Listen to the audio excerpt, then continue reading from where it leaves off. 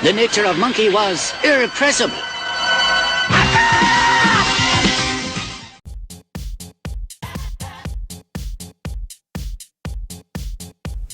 I have a woefully undersubscribed subreddit, so please do me a favour. If you're a Redditor, head on over to r/postmortem studios and talk about anything related to any of my shenanigans. Peace. It has been a weird few days for free speech and free expression advocacy on the internet. It's been overshadowed somewhat by the slow-rolling COVID disaster in India and in South America, but I think it's worth taking note of. I know this is an issue we talk a lot about on this channel, but it's always worth, testing which way is the wind blowing, what's going on, because it's an ever-shifting frontier and battleground. Now, the first thing that I noticed, and when the universe throws you a confluence of events like this, it's probably worth taking notice, but the first instance I noticed was Contrapoints. Contrapoints is a YouTube video essay creator, I guess I'd call it. It's not really vlogging or anything, it's quite heavily produced and so on. Someone who is trans, who is lauded by broadsheets like The Guardian for the work that they do, who is associated with what passes for the left in the United States, and on YouTube, considered part of BreadTube, which is supposedly a left-wing haven on YouTube, though I don't think many of them really fit the bill of being left-wing. Regardless, this is someone highly regarded and considered influential on the platform, and as an exemplar of what the platform can be when it's good, by the people who have influence, by the people who matter. It's something people point to when they try to say that there is a good side or upside to YouTube. The content's okay. I think they're a bit unfair on people sometimes. They've fallen afoul of the cancel squad themselves, because nobody's perfect, and if you're not perfect, you're going to fall afoul of the cancel squad. They seem to have done an about face on the issue of free speech and free expression, particularly when it comes to YouTube. It's unfortunate that this only comes off the back of them having a video they did about incels demonetized and therefore demoted in search results and so on. It had already been up for years. It had something like 4 million hits, and yet it's only after that time that YouTube comes in, makes it adults only, which reduces it and demonetizes it, which reduces its accessibility and so on. I don't think the video was particularly good. I think incels are to be pitied and understood, not demonized and monstered as terrorists or some sort of political campaign. But I don't think Contrapoints should be censored fiscally, search results, any other way. I mean, it's proven content, people watch it, that's what should matter, really. But apparently advertisers are scared of controversial content. Anyway, this event seems to have changed Contrapoint's point of view on free expression, on free speech, on how much control YouTube should be allowed over what people put on their platform, while retaining their legal protections that they do for hosting such things. Now, it's hypocritical. There's always a tweet, and Contrapoints has been fine with the censorship of many other people in the past, has said things that essentially advocate for censorship, but now in a tweet storm is advocating that the left should reclaim its position as the natural home of free speech and free expression, and we should probably welcome that change, especially when it's someone as potentially influential as Contrapoints. I just wouldn't hold your breath if you're outside of that particular little pseudo-left bubble that Contrapoints occupies. I wouldn't hold your breath for things to loosen for the rest of you. But hypocrite or not, two-faced or not, you should always welcome someone who is fighting for free expression, even if it's only their free expression and they don't give two tugs of a dead dog's cock about your free expression. The second interesting thing about free speech and free expression this week has been, so the Olympics are trying to come up with some kind of decision on whether they're going to regulate and ban the whole taking a knee thing. The Olympics has a long and checkered history when it comes to political expression within the games, which are supposed to be international, about unity and togetherness and the world coming together and all of that. Some political expression has kind of gone by without being controversial. Other forms of political expression at the Olympics have gone through and been rather controversial. So they're trying to come to a decision about this, and as a result, members of the so-called Free Speech Union were brought onto news programmes to talk about it. The Free Speech Union here in the UK is largely the, not brainchild, vacuous empty space child of Toby Young, a rather nasty little oik of a man, rather right-wing, but he's entitled to his speech. But he helped set up and establish this Free Speech Union supposedly to protect people's free speech and free expression here in the UK.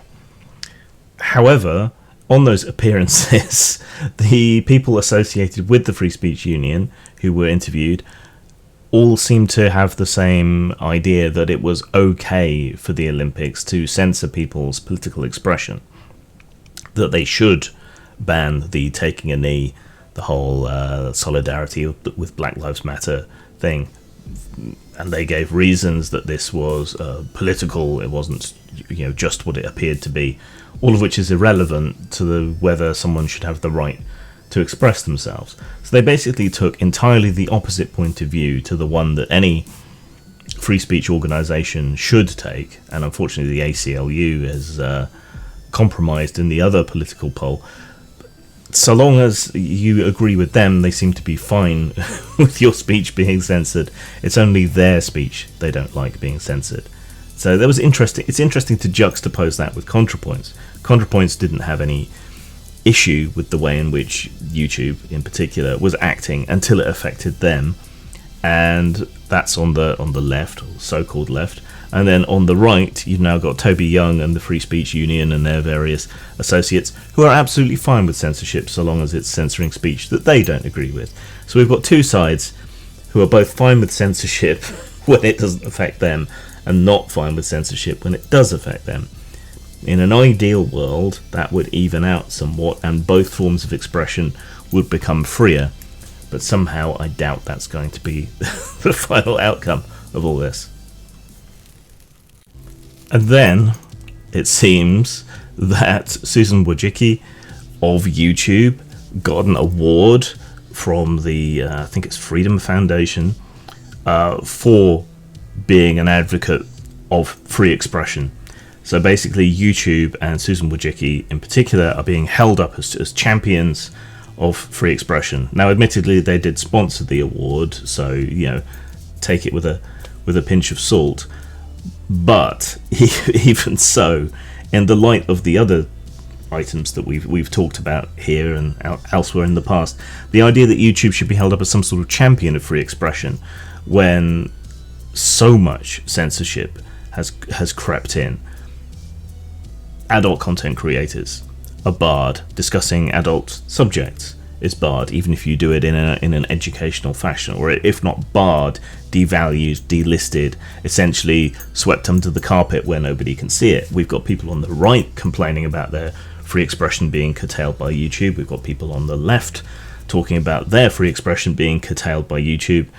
And this goes the same for any other social media platform, even blog hosts these days. Podcasts are increasingly drawing the ire of the mob and will probably soon be increasingly censored.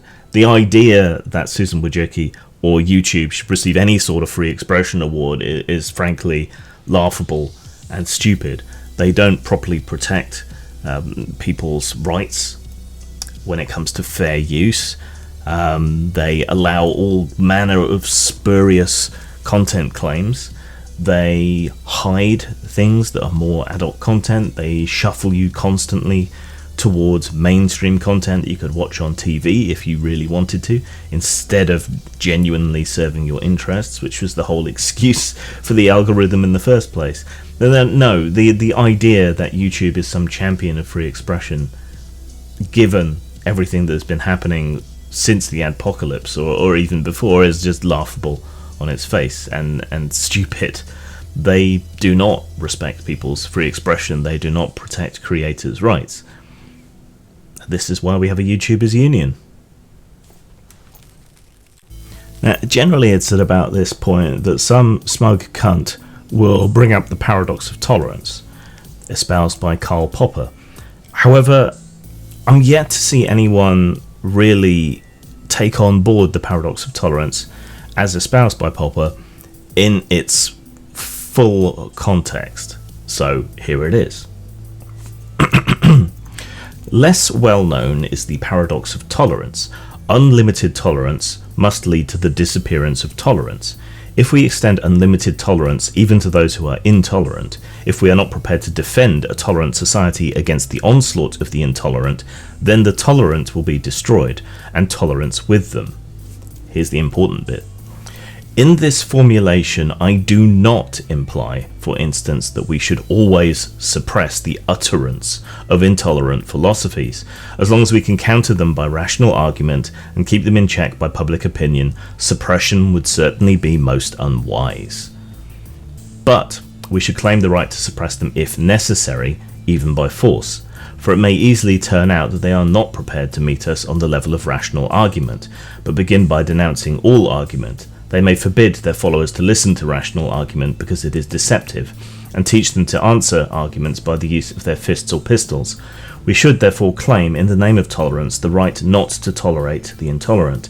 We should claim that any movement preaching intolerance places itself outside the law, and we should consider incitement to intolerance and persecution as criminal, in the same way as we should consider incitement to murder or to kidnapping or to the revival of the slave trade as criminal. I will re-quote the important part that people leave out. In this formulation, I do not imply, for instance, that we should always suppress the utterance of intolerant philosophies. As long as we can counter them by rational argument and keep them in check by public opinion, suppression would certainly be most unwise. And that is what we see. The suppression of people's points of view, of their politics, radicalizes people. It makes them distrustful of authoritative sources because their point of view is never shown, never even argued with, and those of us on the opposite side of these intolerant philosophies lose the skill to make the argument. So this is kind of a self-justifying, self-fulfilling prophecy. If we refuse to debate, that is what Popper says is wrong. If we threaten and cajole and bully and harm others who will even consider the other point of view, that is what Popper argues against. And which side of the current debate does that sound like? It sounds like my side. It sounds like the left, or the pseudo-left, as I call them. I can't find a good name. We're acting like the intolerant people in Popper's formulation, and he never advocated against intolerant speech, but rather that we should argue against it. And I fear that people on the left are losing the capacity, the capability, the understanding to argue for things that we won through free expression and argument, which will end up justifying crackdowns, except it won't. Let people speak. If you don't agree, argue. Zang. Do you like t-shirts? Yeah, boy! Do you like games? Certainly. Are you perhaps a little bit kinky? Yes, quite. Then buy one of our B&D t-shirts at Teespring. Teespring.com/stores/postmortem-studios. You want to be cool, don't you? Does the word duh mean anything to you?